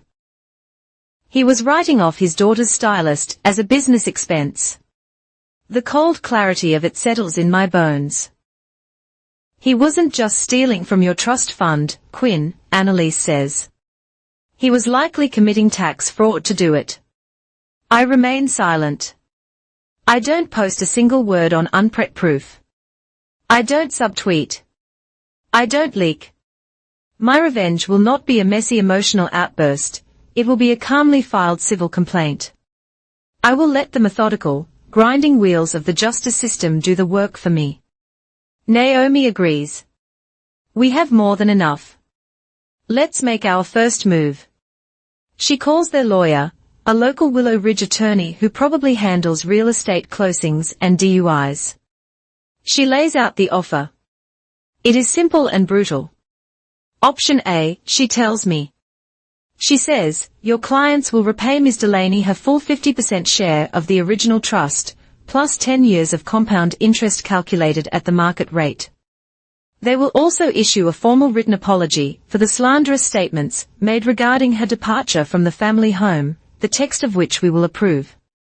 They sign, we sign, and this all goes away. And option B? I ask. Option B is that we will see them in court for a preliminary hearing on the civil charge of misappropriation and breach of fiduciary duty, and I will be legally obligated to forward my findings to the District Attorney's Office regarding potential criminal fraud and embezzlement. The response comes 2 days later. They refuse. Their lawyer's tone, as Naomi relays it to me, is one of smug condescension. Mr. and Mrs. Delaney feel this is an unfortunate family misunderstanding being spun into a malicious attack by their estranged and clearly troubled daughter. They are confident that any judge will see this for what it is, a desperate cry for attention. They reject your offer in its entirety. It's a fatal miscalculation. Randall still sees me as the 18-year-old girl in the ill-fitting dress. He believes his carefully polished community reputation. The family man, the small business owner, is an impenetrable shield. He thinks he can defeat my evidence with his aesthetics. He is using the family playbook, and he has no idea that I wrote a new one. Fools, Naomi says simply, hanging up the phone. File the complaint. And then the final piece of evidence arrives. It doesn't come from a bank or a reporter, it comes from my sister. An email appears in my personal inbox late one night. The sender is Tessa. The subject line is blank. There is no text in the body. There is only a single attachment, a forwarded email, and .eml file. My hand is trembling slightly as I download and open it. It is an email from our mother, Vivian, to our father, Randall. The date stamp is from 10 years and 2 months ago, just weeks after I'd been kicked out. The subject line is the fund. The message is short, Randy, make sure you handle the next transfer from the fund before the end of the month for Tessa's consultant. And for God's sake, make sure the statements don't get sent to Miss Farrow's house or wherever Quinn is staying. We need to keep a lid on this. Don't mention the fund to Quinn at all. It's not like she needs to be appearing at public events anyway. There it is. The smoking gun, the written proof of intent, the conspiracy in black and white. It's not like she needs to be appearing at public events anyway. The core of their belief system, memorialized in a time-stamped email. She wasn't just unworthy of the money, she was unworthy of being seen. I dragged the file into the evidence_communications folder. I forward it to Naomi. The chain is now complete. An unbreakable sequence of logic. Motive, their belief that Tessa's appearance was a more valuable investment than my education. Opportunity, Randall's sole control of the trust as administrator. Action, the documented systematic withdrawal of funds. Conspiracy, the written evidence of their intent to conceal the action from me. A week later, a certified letter arrives at Randall and Vivian's perfect house in Willow Ridge. A court summons. The date for the preliminary hearing in the Ridgemorne County Civil Court is set. It is scheduled for the Thursday of the Phoenix Bursary's first annual fundraising gala, the single biggest event of my professional advocacy career, the night I am slated to stand on a stage and give the keynote address. One event is a stage for my future. The other is a stage for their past. And the curtain is about to go up on both. The week of the hearing is a blur of controlled, precise action. The Phoenix Bursary Gala is not just a fundraiser. I have meticulously engineered it to be a platform. My platform, Riverside Hall, is a converted industrial space, all exposed brick and soaring steel beams. A perfect metaphor for rebuilding something strong from old, raw materials. Tonight, we filled it with warm lighting, round tables, and a palpable sense of purpose. It's packed. We have donors in tuxedos, academics in sensible tweed, journalists, including Annalise Crowe, sitting in the press section, and a dozen alumni of the bursary program. 3 cameras are positioned for the live stream. We have legal experts and therapists on the panel that precedes my speech. Dr. Alani, the director of the bursary, opens the evening. She speaks about the mission, about providing a lifeline. I'm backstage, my notes in hand, my phone on silent, my mind perfectly, coldly clear. I am not a victim tonight, I am the keynote. At 7 p.m., 1 hour before I am scheduled to speak, Annalise Crow's article goes live. It's a surgical strike. It doesn't mention me. It doesn't mention unpret proof. It doesn't mention the lawsuit. The headline is, Willow Ridge execs image expenses raise red flags, an investigation into corporate filings and familial finance. It's a masterpiece of public record journalism. Annalise details the discrepancies in Randall's company filings. She cites the invoices from the image consultant, the stylist claimed as corporate entertainment. She interviews, on the record, a tax law expert who calls the practice highly irregular and potentially fraudulent. She reports on the public probate court documents establishing the Delaney Sisters Education Trust and Randall's role as sole administrator. She doesn't accuse him of theft. She simply places the fact of the trust's existence alongside the fact of his company's irregular spending on his other daughter, Tessa, for her public-facing activities. She never connects the dots, she just lays them out on the page in a perfect, damning line for anyone to see. Backstage, a volunteer shows me her phone. Quinn, this is blowing up. The article is exploding. And the internet, the great chaotic connector of data, is doing the rest. In the comment sections, on Twitter, people are making the leap. Wait, isn't this the appearance-based belief system QD from Unpret is always talking about? This looks exactly like the Price of Pretty essay. And then someone links my blog. The hashtag UnpretProof ignites, chained to Annalise's article. The gala's live stream link is pulled into the inferno. Our viewership numbers begin to climb from hundreds to thousands. I am checking my microphone pack when a frantic volunteer leans in. Quinn, someone is here. She says she's your sister. She's demanding to see you. I turn. There she is, Tessa. She is not the frayed voice on the phone. She is a ghost. She's pale, dressed in a simple black dress, her eyes wide with a terror that goes beyond panic. It's the terror of detonation. They're going to arrest him, aren't they? She whispers, clutching her phone. Annalise's article is glowing on the screen. That journalist. She knows. She knows about the taxes. The stylist. How did she? She's a good reporter, I say, my voice level. She found the public record. I got the summons, she says, tears welling. I'm a witness. They are making me testify tomorrow about the fund. Quinn, I can't lie. Not anymore. Then don't, I say. But Mom and Dad, they are destroyed. They are sitting at home. The phone is ringing. They are calling me a traitor because I won't perjure myself. She takes a ragged breath. I sent you that email, the one from Mom. I did that. I have to. She looks past me at the stage, at the lights. I have to say it. Say what? The truth, she whispers. All of it. I want to go out there on your stage, and I want to tell them I was part of it. I was the accomplice. My blood runs cold. This is not part of the plan. This is a variable I did not account for, an emotional, unpredictable, human variable.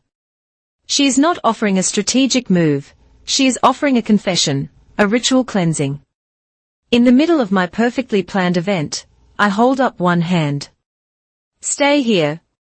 I walk into a quiet hallway. I pull out my phone and send a single, precise text to my lawyer, Naomi Klein. Tessa Delaney is at the gala. Distraught. Saw Crow's article. She's being compelled to testify tomorrow. She is offering to go on stage tonight and publicly admit her complicity. This is a high-risk, uncontrolled event. Advise now. My phone buzzes a minute later. Naomi's response is pure legal pragmatism. Do not let her mention the civil case, the summons, or tomorrow's hearing. Do not let her name Randall or Vivian. Frame it as a personal crisis of conscience related to the themes of your work. No admission of criminal guilt. She can speak to her emotional complicity as the asset you described in your blog. It humanizes her, makes her a more credible, sympathetic witness for us when she's on the stand tomorrow. You're not saving her, you're building our case. 3 minutes, maximum. No questions. Get her off stage. I walk back to Tessa. I look her in the eyes. You want to speak? I have to. You will not mention your parents' names. You will not mention the company. You will not mention the lawsuit, the court, or the hearing tomorrow. You will speak only about your own role, about your silence. You will frame it in the language of my work. You will have exactly 3 minutes. If you deviate, I will have your microphone cut. Am I understood? She nods, her entire body shaking, a mixture of terror and profound, desperate relief. Good, I say. You're on after me. I walk out of the wings onto the stage. The room is electric. The applause is huge. Every person in this room, and the thousands watching online, have seen the article. They know. They don't know how they know, but they know. The abstract system I've been writing about for months suddenly has a face, a company name, and a set of public filings. I step up to the podium. The lights are hot. I look straight into the main camera, into the sea of faces. Good evening, I say, and my voice is calm. My name is Quinn Delaney, though some of you may know me as QD. The room inhales. I have just, for the first time publicly, merged my two identities. Tonight's theme, I continue, was meant to be financial emancipation, but in the last few hours, a new theme has emerged, thanks to the work of journalists like Annalise Crowe.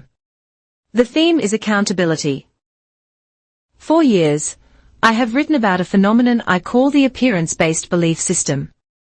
A family dynamic where aesthetics are morality, where one child is curated as the asset and another is discarded as the liability. I've written about the weapons used in this system, verbal abuse, financial control, and the withholding of resources. I've been asked hundreds of times why I don't name my abusers. And my answer has always been the same, because they are not the point. The system is the point. The behavior is the point. Tonight, my speech has a new title. Don't call me ugly. Call your behavior what it is. I deliver the speech of my life. I don't raise my voice. I don't cry. I am an analyst presenting my findings.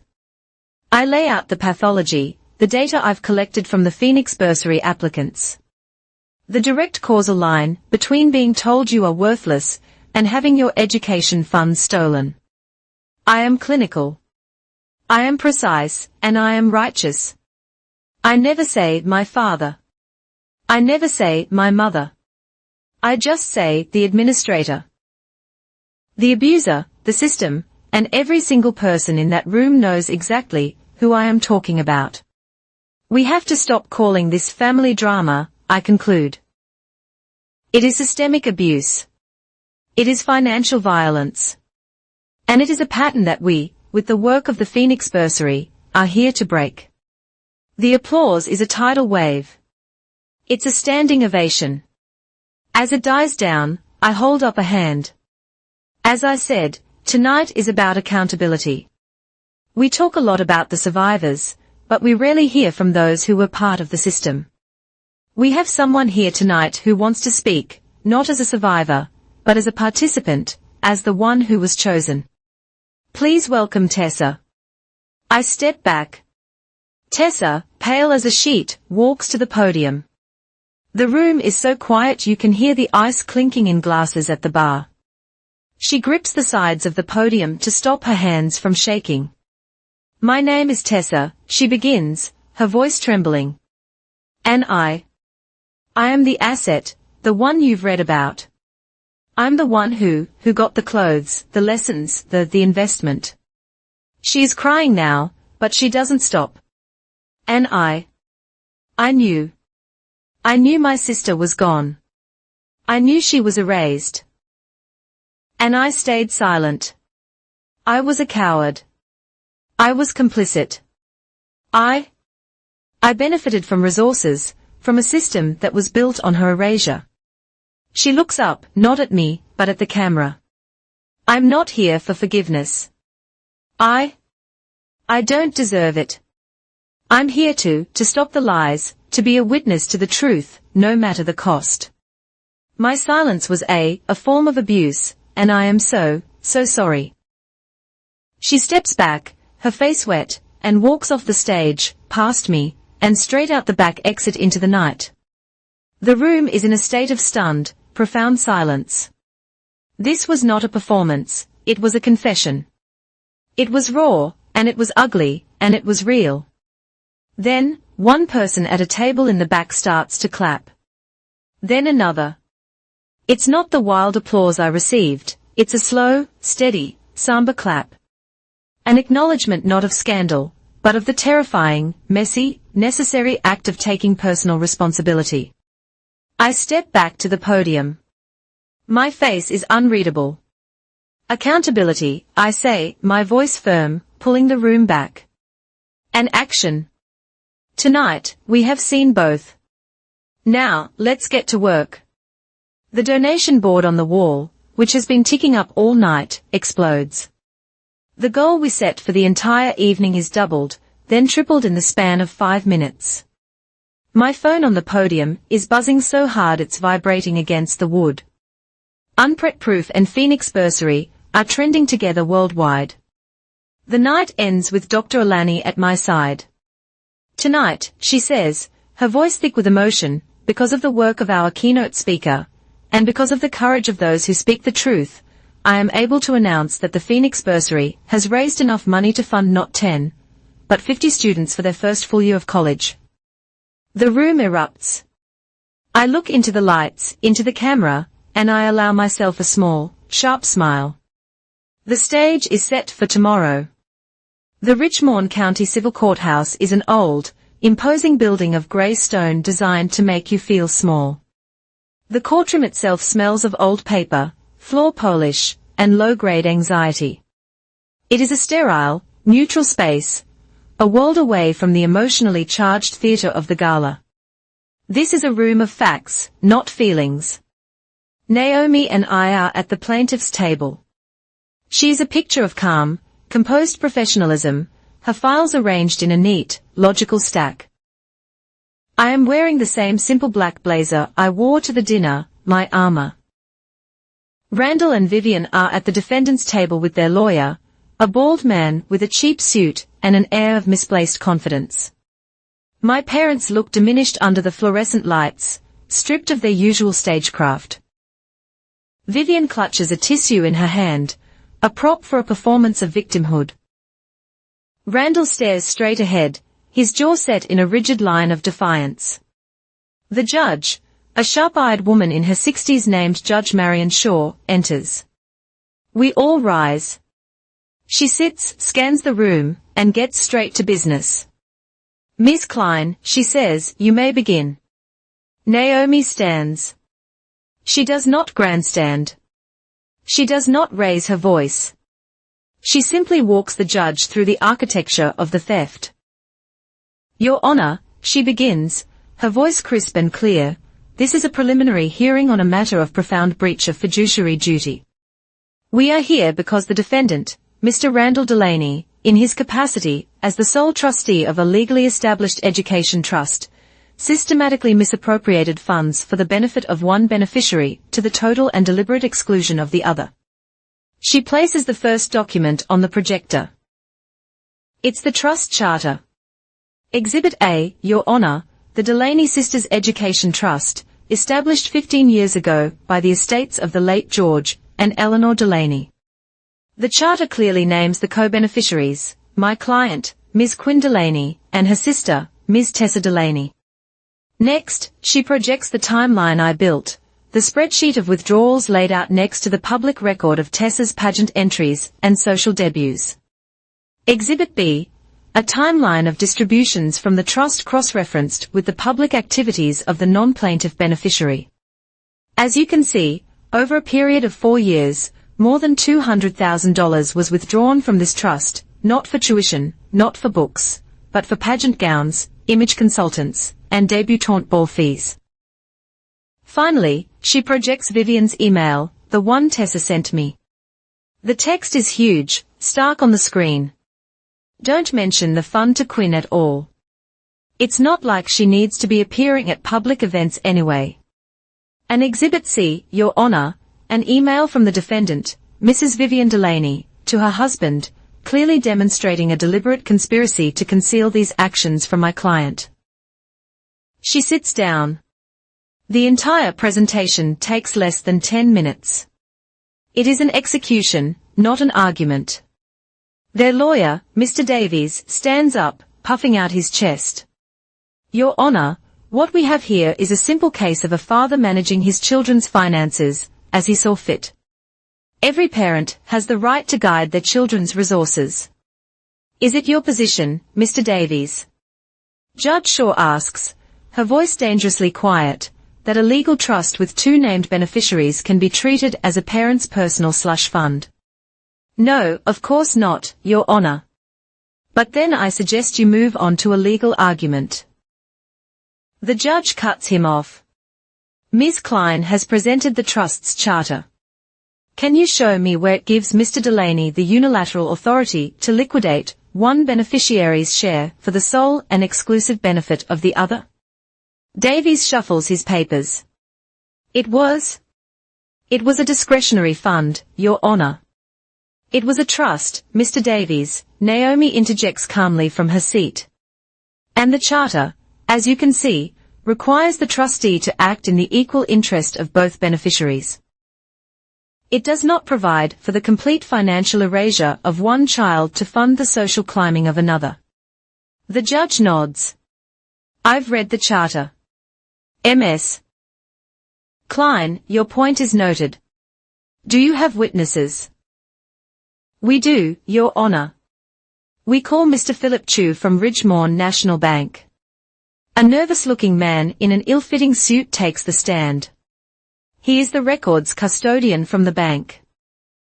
Naomi walks him through the basics. He confirms the authenticity of the withdrawal slips. Mr. Chu, Naomi asks, for a withdrawal of over $5,000 from a trust account like this one, what is the standard bank procedure? A signed transfer order from the trustee is required, he says, reading from a document. And do you have those orders? Yes, we do. And whose signature is on them? Mr. Randall Delaney's. Thank you, Naomi says, turning slightly to face the judge. Now, Mr. Chu, for the entire period in question, did Ms. Quinn Delaney ever sign a single document? Did she ever authorize, in writing or otherwise, any of these withdrawals? Mr. Chu scans his records. No, her name does not appear on any of the authorization forms. No further questions, Naomi says, and sits down. Next, Vivian is called. She takes the stand, dabbing her eyes with the tissue. She is all frail confusion. She answers Davies's softball questions with a shaky voice. When Naomi stands up to cross-examine, Vivian's posture stiffens. Mrs. Delaney, Naomi says, her voice gentle. You testified that you were only vaguely aware of this fund. Is that correct? Yes, my husband handled all the finances. It was all very confusing to me. So, you don't recall, for instance, discussing the fund with your husband via email? I can't say I recall. It was a very long time ago. Naomi nods. Of course. She clicks a button. The email appears on the large screen behind Vivian. The same one from the presentation. Does this refresh your memory, Mrs. Delaney? Vivian stares at the screen. Her face goes from pale to ashen. I don't. That could mean anything. It seems to mean quite a bit, Naomi says, and sits down. Finally, Tessa is called. She walks to the stand, her face pale, but her expression resolved.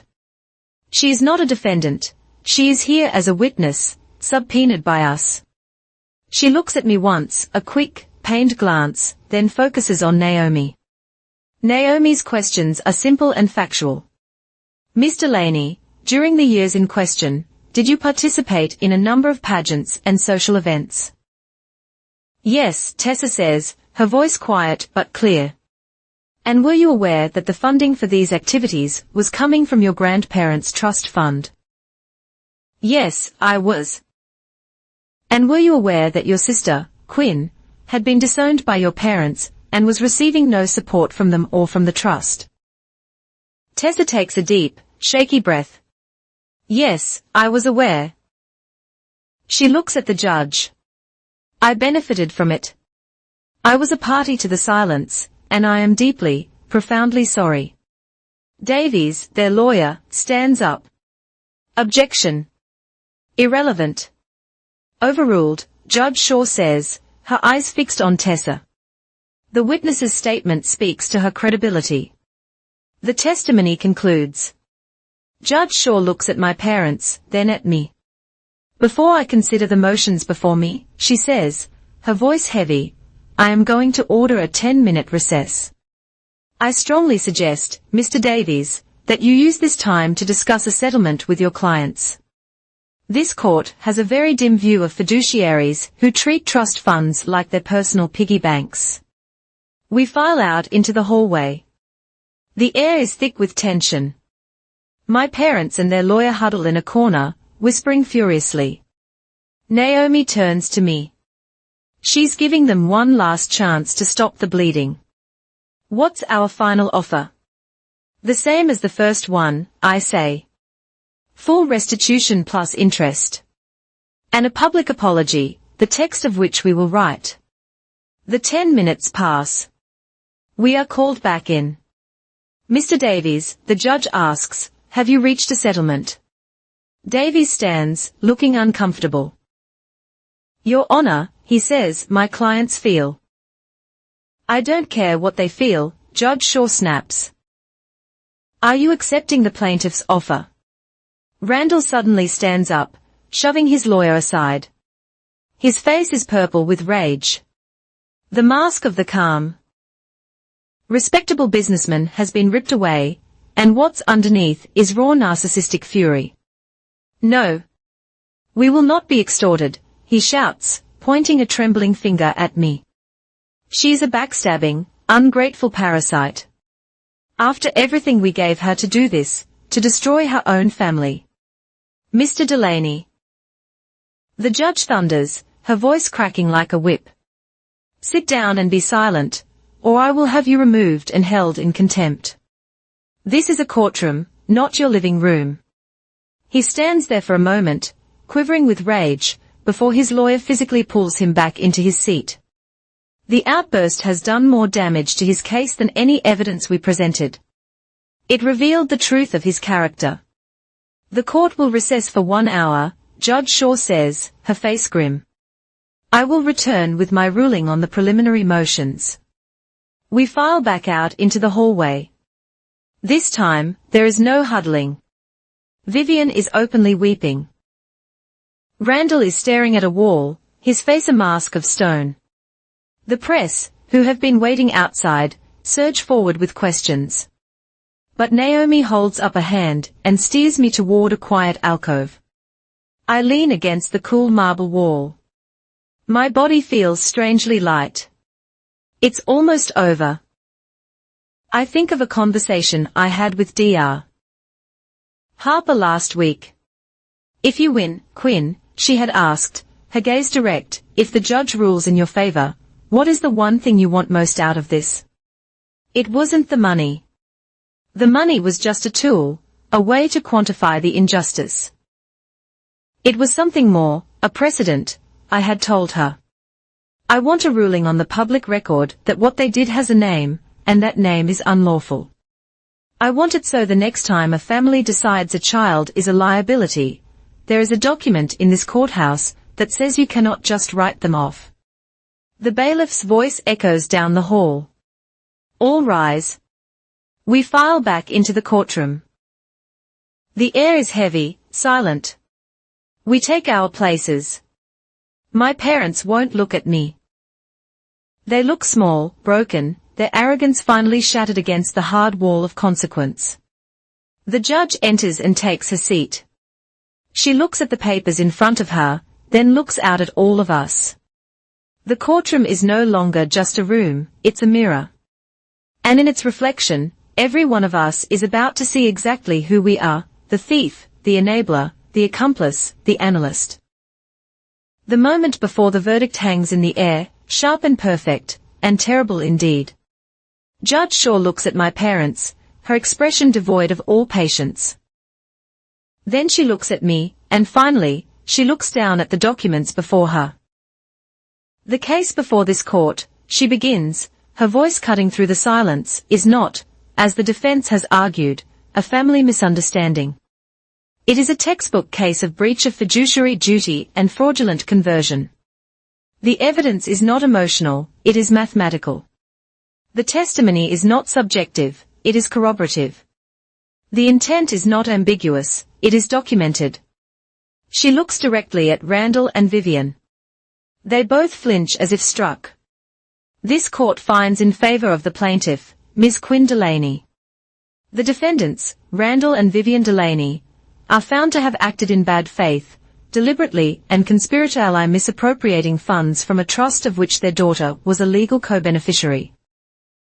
The words land like hammers on an anvil. I don't smile. I don't cry. I just breathe. The judgment is as follows. Judge Shaw continues, her gaze unyielding. 1. The defendants will pay full restitution to Ms. Delaney for her 50% share of the original trust principal in the amount of $150,000. I hear a strangled gasp from Vivian. 2. The defendants will pay compound interest on that principal, calculated at the statutory rate for the past 10 years, in the amount of $98,400. And 4. The judge says, leaning forward, this court finds that the plaintiff's reputation was materially harmed by the defendant's actions and subsequent slander. Therefore, the defendants are ordered to publish a formal public apology. The text of this apology will be drafted by the plaintiff's counsel, approved by this court, and published at the defendant's expense in the Willow Ridge Gazette and the Ridgemorne County Daily paper. This, I know, is the true death blow. The money is just money. The public humiliation, the forced confession in front of the very community they worship, is a fate worse than bankruptcy to them.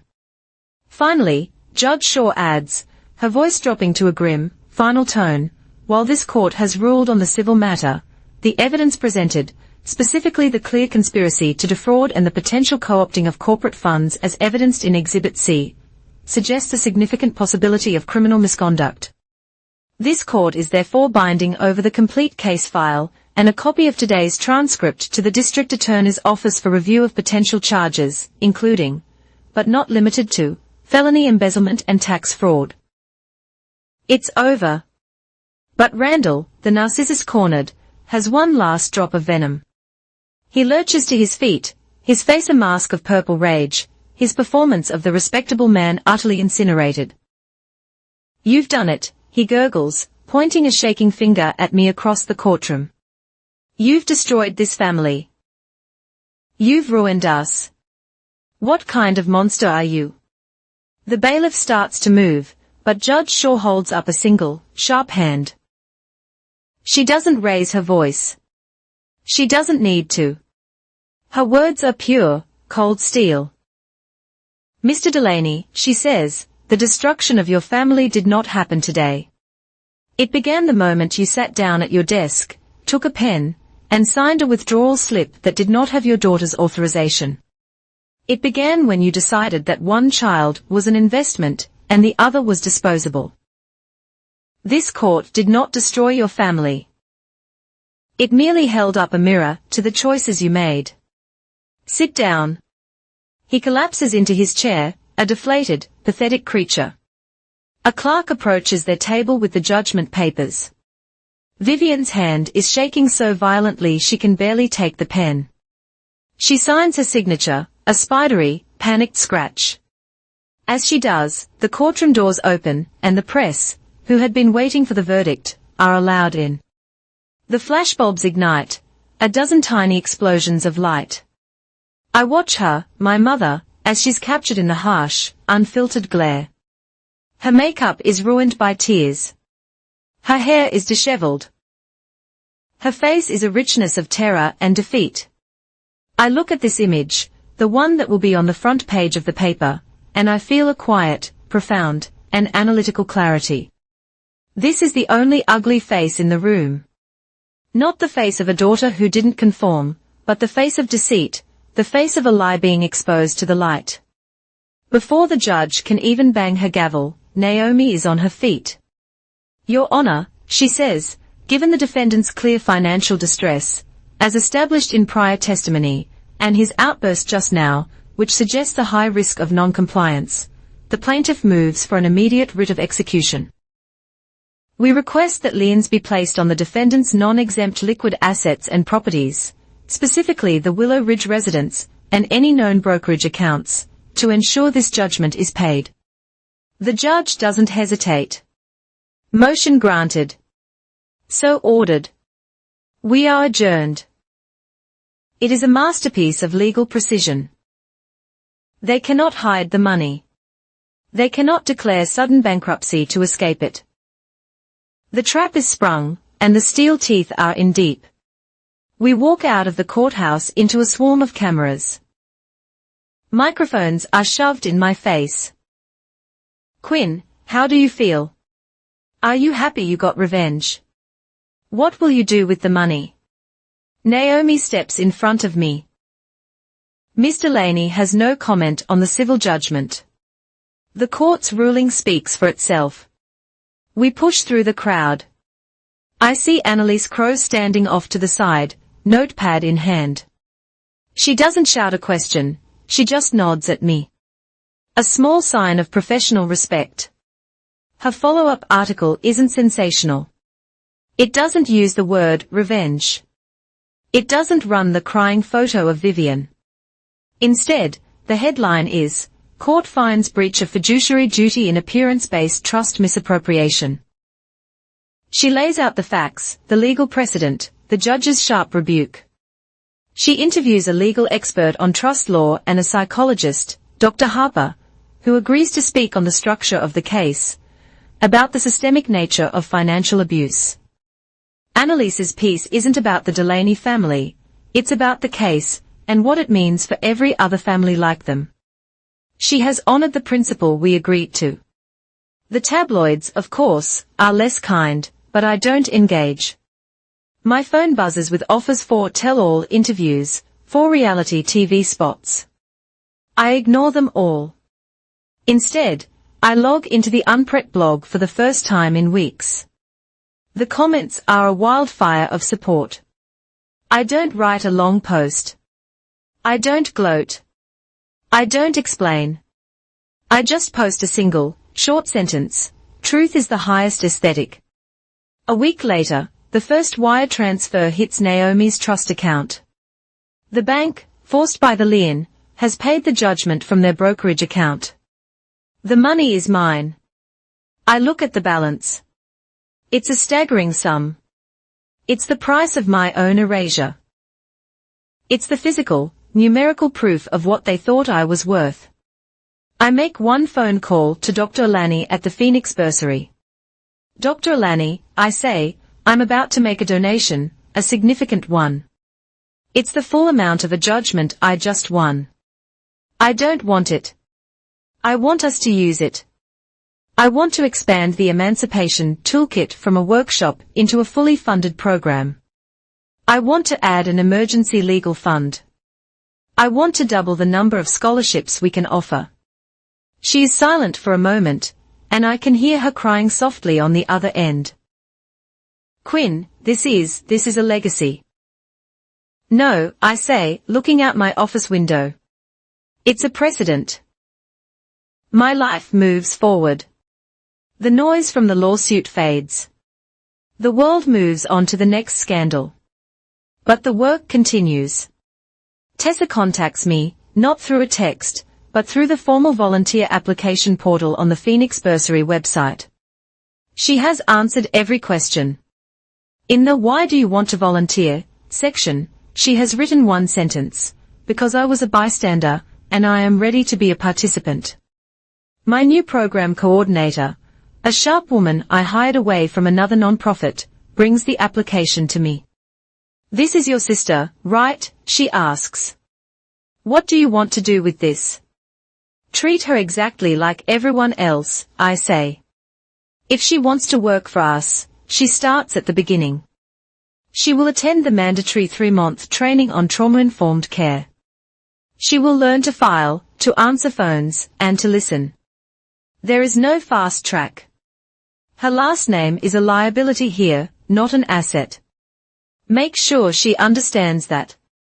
Tessa shows up for the first training session, held in a windowless basement conference room, and takes a seat in the back row. 2 weeks after the judgment, an email arrives. It's from the organizers of the National Conference on Psychological Abuse. It's the largest, most respected academic and therapeutic gathering of its kind in the country. "Dear Ms. Delaney, we have been following your work with UNPRET, as well as the recent legal precedent you set in Ridgemont County. The committee is formally inviting you to deliver the closing keynote address at this year's conference. The theme, Beyond Beauty, Weaponized Aesthetics and the New Face of Emotional Violence."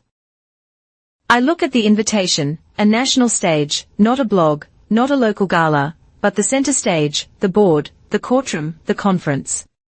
I hit reply. The Civic Dome is an architectural marvel of glass and acoustic paneling, a secular cathedral built for ideas. Tonight, it is filled to capacity. Thousands of therapists, academics, social workers, and survivors are packed into the tiered seating. The air is still charged with a collective scholarly anticipation. The theme of the conference is Anatomy of a Takedown. The power of a belittling word. On the enormous LED screen behind the empty podium, there is no welcome graphic. There is only a single, stark data visualization. It's a chart I designed myself. The x-axis tracks familial obsession with physical appearance, quantified by a composite index of social media posts, public records of cosmetic spending, and survey data. The y-axis tracks the risk of financial abuse and misappropriation. A single, elegant, terrifying curve sweeps up and to the right, demonstrating an undeniable correlation. The data is anonymized, drawn from the Phoenix Bursary's archives, cross-referenced with my own research. It is a mathematical proof of my life's thesis. The lights dim, the murmur of the crowd fades into a profound, expectant hush. There is no walk-on music, no soaring inspirational score. I step out from the wings into the single white glare of a spotlight. The silence is so absolute it feels like a physical presence. It is the sound of thousands of people holding their breath. I walk to the podium. I adjust the microphone, the small sound echoing through the vast space. I look out not at the individual faces, but at the vast, dark sea of humanity. I take a single, steadying breath, and then I speak the word. The curse. The first stone ever thrown at me. Ugly. I let the word hang in the air. A single, toxic syllable. I can feel the recoil in the room. The collective flinch. That is a word of immense power, I continue, my voice perfectly calm, amplified to fill every corner of the dome. For most of my life, I believed that word was a description, a judgment on my physical form, my face, my body. I was taught that my job was to mitigate it, to apologize for it, to shrink myself so that my ugliness would be less offensive to the world. I was wrong. I look straight into the camera that is live streaming this to tens of thousands more. Ugliness is not a description, it is a diagnosis. But it is not a diagnosis of the person being named. It is a diagnosis of the person speaking. Ugly is the sound a rotten value system makes. It is the noise of a person who needs to diminish you in order to feel powerful. It is the language of a thief who is about to steal your self-worth before they steal your trust fund. I click a remote. The graph behind me animates, highlighting the steepest part of the curve. The greatest lie we are ever told is that this kind of abuse is about beauty. It is never about beauty. It is about control. The belittling word is the key. The insult is the anesthetic. The shaming is the cover story for the crime. It is the why they give you to distract you from the what they are taking. From my vantage point, I can see the entire auditorium. And in the dim, hazy light of the 12th row, section C, I see them, Randall and Vivian. No one invited them. They came on their own, drawn like moths to the flame that is consuming their world. They are smaller than I remember, insignificant. They are hunched in their seats, trying to disappear. For a brief, flickering moment, a camera pans across their section, sweeping over them without pausing, its gaze fixed on me. The subject. They are irrelevant. They are just two more data points in a crowd of thousands. Their story now subsumed by the larger, more important pattern. For 10 years, I say, my gaze sweeping past them without a flicker of recognition. I survived. I collected data. I learned a new language, the language of evidence, of legal precedent, of corporate accountability. And now it is time to build a new system. I click the remote again. The graph vanishes, replaced by a clean, elegant logo, the Clarity Ledger. Tonight, I say, the Phoenix Bursary, in partnership with Northbridge Analytics and 3 of the nation's leading financial technology firms, is launching a new, free, open-source tool. The Clarity Ledger is a secure, encrypted platform that allows any young person to track the legal status and activity of any education, trust or custodial account of which they are a beneficiary. It provides automated alerts for unauthorized withdrawals. It provides pro bono legal templates for requesting account transparency. It provides, in short, a firewall against the kind of theft that thrives in the darkness of family privacy. A new slide appears behind me. A wall of logos, my corporate partners, strong, respected, powerful names. This is the new definition of beauty, I say. Transparency, accountability, evidence. The Delaney name is nowhere to be seen. Backstage, in the shadows of the wings, Tessa is watching on a monitor. She isn't looking at the screen, she is looking at the folded piece of paper in her hands. It is her 1-year volunteer pledge for the Phoenix Bursary.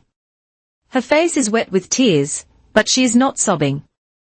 It is the quiet, steady weeping of someone who is finally, painfully taking on the weight of her own choices.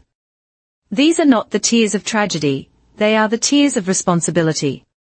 I begin to close. My voice is firm, unwavering. The voice of a CEO, a survivor, a founder. We are told to forgive. We are told to move on. We are told that family is family. But let me propose a new standard. A family that requires your diminishment is not a family, it is a hostage situation. A home that requires your silence is not a home, it is a cage. And a person whose sense of beauty is predicated on making others feel less valuable. I pause, letting the final words land with the full weight of my journey. Then it is not beauty. It is rotten power. I finish. The silence holds for 1, 2, 3 beats, and then the civic dome erupts. It is not applause, it is a roar. A wave of sound, of human validation, that rises from the floor and crashes over the stage. The entire auditorium is on its feet. Thousands of people, their hands coming together in a thunderous, sustained ovation. It is the sound of thousands of private stories finding a public voice. It is the sound of a precedent being set. I stand there in the light, and I let it wash over me. And then, in the controlled chaos of the moment, I see it. A side door to the backstage area opens. A man in a simple, official-looking suit, holding a manila envelope, steps in. He speaks to a stagehand, who points toward the wings, in the direction of the fire exit where Randall and Vivian will surely try to flee. Naomi had told me it was a possibility. The court had been trying to serve Randall with a supplemental order all day. His lawyer had been dodging their calls. The judgment was paid, but he had failed to submit the required asset declaration form on time. It was an act of petty, final defiance, and now consequence was coming to find him. Not in the courtroom, not in his home, but here in the wings of my triumph. The court officer gives a curt nod and moves toward the exit. A quiet, inexorable functionary of the system I had put in motion. I take a deep breath, the air tasting of electricity and victory. I look straight out into the glare of the lights, past the cameras, into the darkness where my future is waiting. And for the first time in my adult life, I smile. A real smile. Not the closed lip, dignified performance my mother demanded, but a wide, open, joyful smile that shows my teeth. A smile that reaches my eyes. The roar of the crowd is the soundtrack. I turn and walk away from the podium, toward the steps leading off the stage. Each step down is a year. The first for the cold apartment and the 2 jobs. The second for the day I met Diego and Marley. The third for the blazer, the fourth for Melanie Hark, seeing a unicorn. I keep walking down through the years of therapy, of building, of fighting. With every step I take, a new wave of applause rises to meet me. 1,000 small confirmations. 1,000 voices telling me I was right. The screen cuts to black. I'd love to know where in the world you're tuning in from, so please drop a comment below and let's connect. Share your thoughts. Subscribe if you haven't already, and give this video a like. And if this story resonated with you, please hit that hype button to help it reach more people who need to hear it.